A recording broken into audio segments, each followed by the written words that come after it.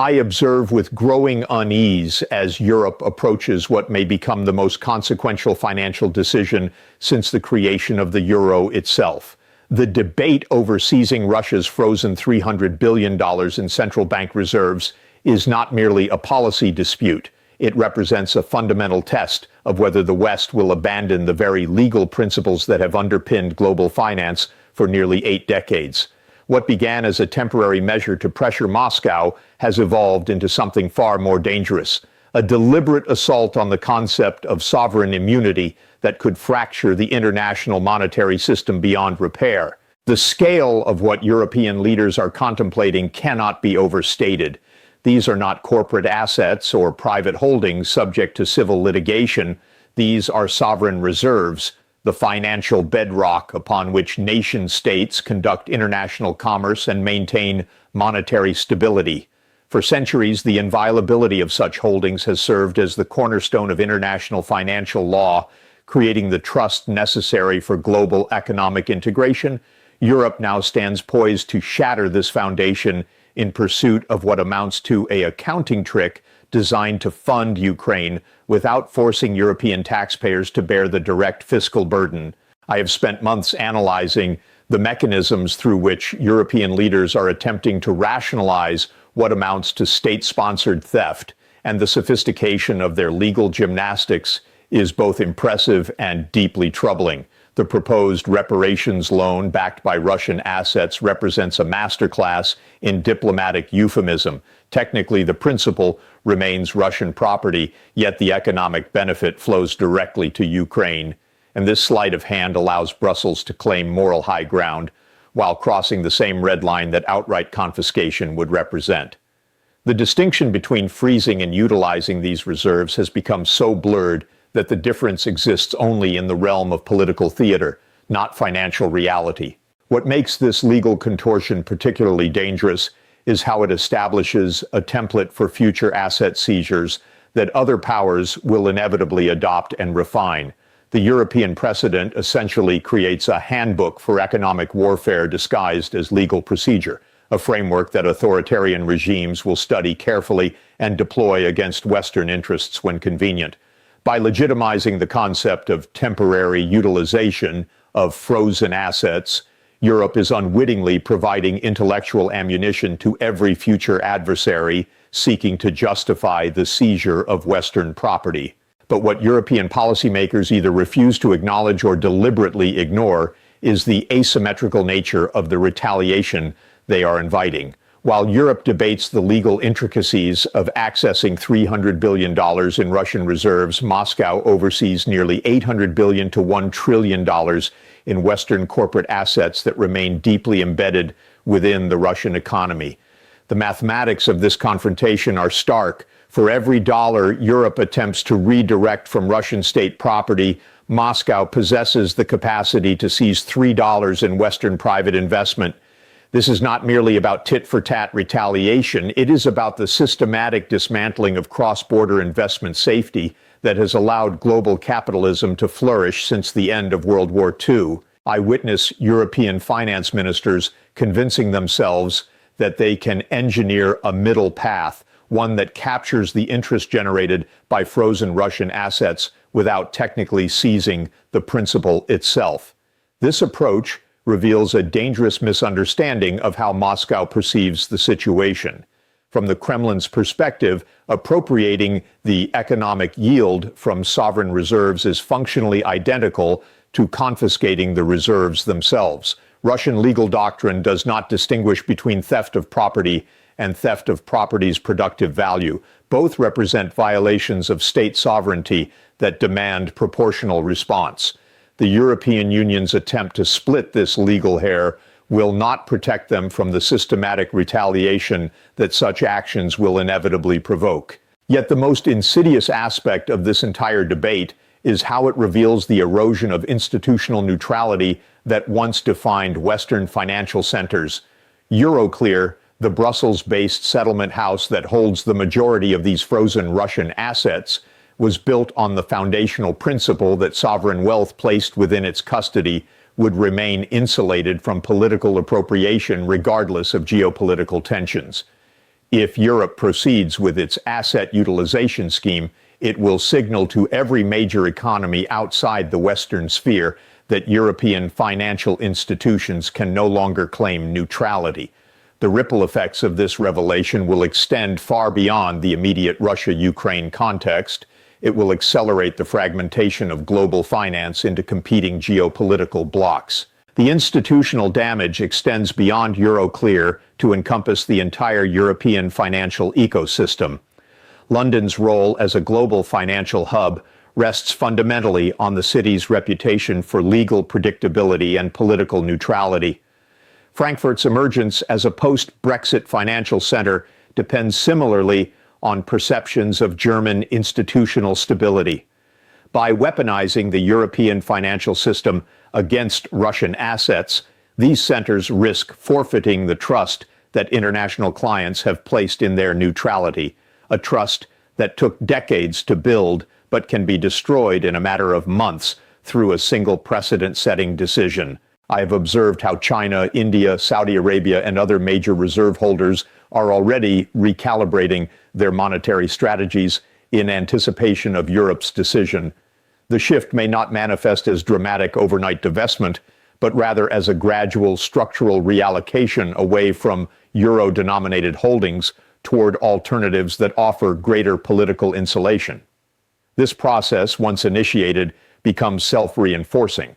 As trust in European custodial institutions diminishes, the euro's status as a global reserve currency begins its slow decline, ultimately undermining the very economic foundation upon which Europe's global influence rests. Beijing has been particularly astute in leveraging this European miscalculation, accelerating its Belt and Road financial infrastructure precisely to capture reserve flows seeking alternatives to Western custody. The People's Bank of China has quietly expanded currency swap agreements with dozens of nations, creating parallel payment systems that bypass European clearinghouses entirely. Each European step toward asset seizure validates Chinese warnings about Western financial weaponization and drives fence-sitting nations toward Beijing's alternative architecture. The timing of Europe's contemplated action could not be more strategically counterproductive.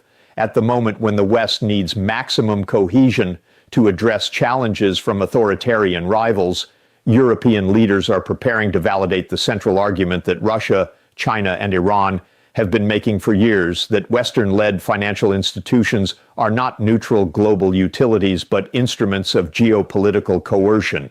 By seizing Russian reserves, Europe would provide concrete evidence for every conspiracy theory about Western financial manipulation that has circulated in the global South for decades.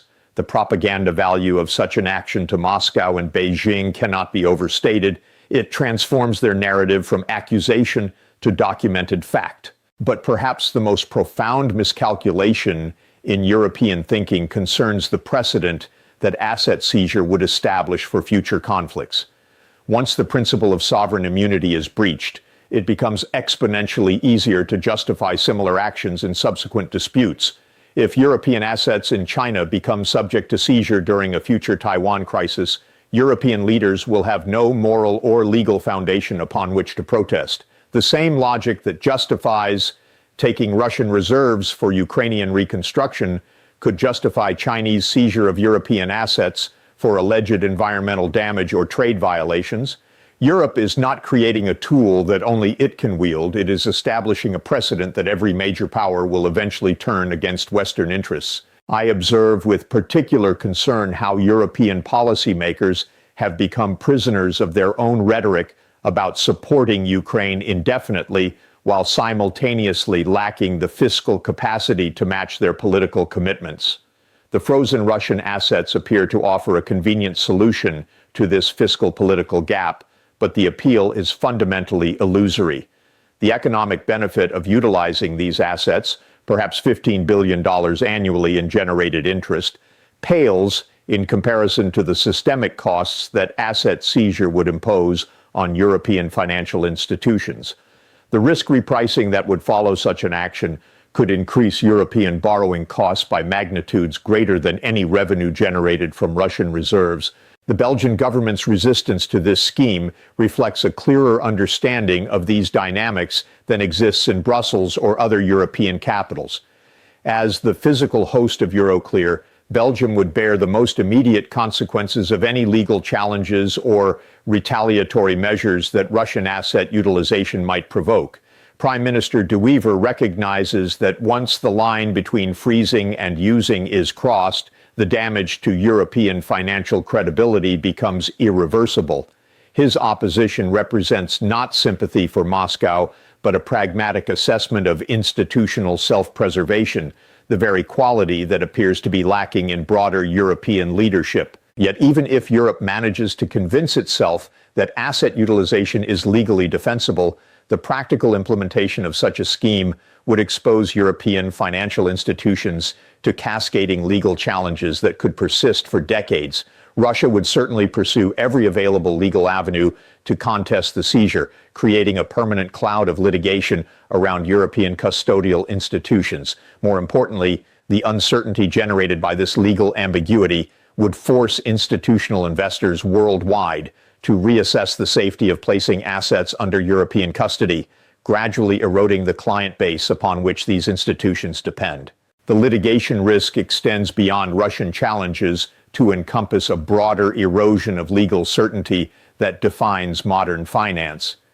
International law firms are already advising sovereign clients to diversify custodial arrangements away from jurisdictions demonstrating willingness to politicize asset management.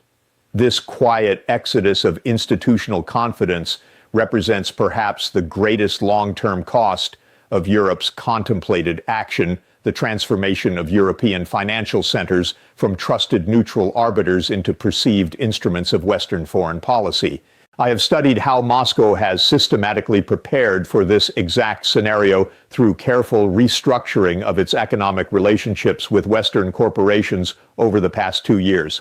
While European attention has focused on sanctions and military aid, Russian authorities have been quietly mapping Western corporate exposure within their territory and developing legal frameworks for swift nationalization should Europe cross the asset seizure threshold.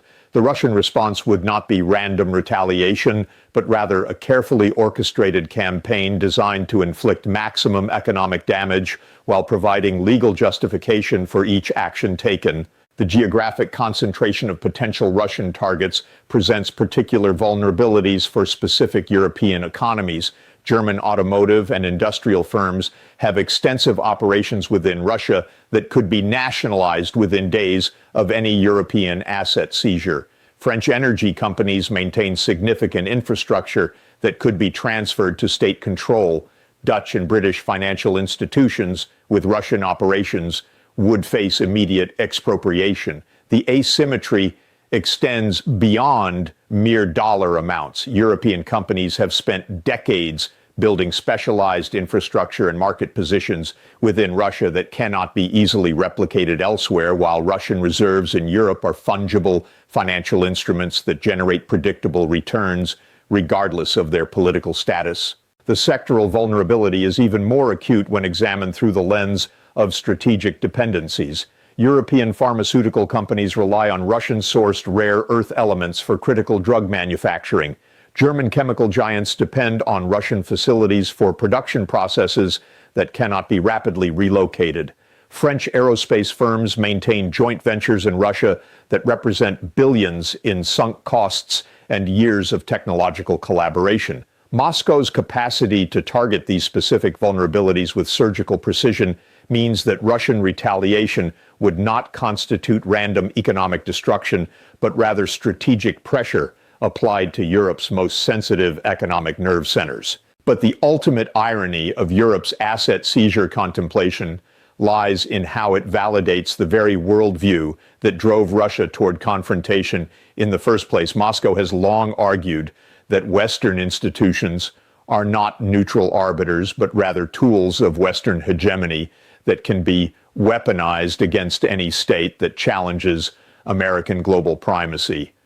By seizing Russian reserves, Europe would provide definitive proof of this argument, potentially driving fence-sitting nations throughout the global South toward closer alignment with Russian and Chinese alternatives to Western-led institutions. The geopolitical cost of this reputational damage may ultimately exceed any financial benefit that asset utilization might provide to Ukraine. I witness European leaders trapped between impossible political pressures, the moral imperative to support Ukraine conflicting directly with the institutional imperative to preserve the legal neutrality upon which European financial power depends. This tension reflects a broader crisis of Western strategic thinking in which short-term political needs repeatedly override long-term structural interests. The decision to freeze Russian assets was defensible as a temporary wartime measure, but transforming that freeze into permanent appropriation represents a qualitative escalation that fundamentally alters the nature of global finance. Once that transformation occurs, it cannot be undone through subsequent diplomatic agreements or legal clarifications. The precedent becomes embedded in the institutional memory of every major economy. The ultimate resolution of this dilemma will likely determine whether the post-war international financial system evolves toward greater integration or fragments into competing geopolitical spheres. Europe's choice represents more than a policy decision about Ukrainian financing. It constitutes a definitive answer to whether Western powers will uphold the legal principles that enabled their financial dominance or abandon those principles in pursuit of short-term political objectives. The consequences of this choice will reverberate through global markets for decades, reshaping not only European influence, but the fundamental architecture of international economic relations. What European leaders seem unable to grasp is that this decision will be remembered as either the moment when the West proved its commitment to legal consistency under pressure, or the moment when it revealed that Western financial institutions are merely tools of geopolitical warfare disguised as neutral arbiters. The historical parallel is unmistakable. Just as the London gold pool's collapse in 1968 marked the beginning of the end for the Bretton Woods system, Europe's seizure of Russian assets may well mark the beginning of the end for the dollar-euro-dominated global financial order. Whether European leaders possess the strategic vision to recognize these stakes before crossing a line they cannot uncross remains the crucial variable that will determine the trajectory of global financial order in the years ahead.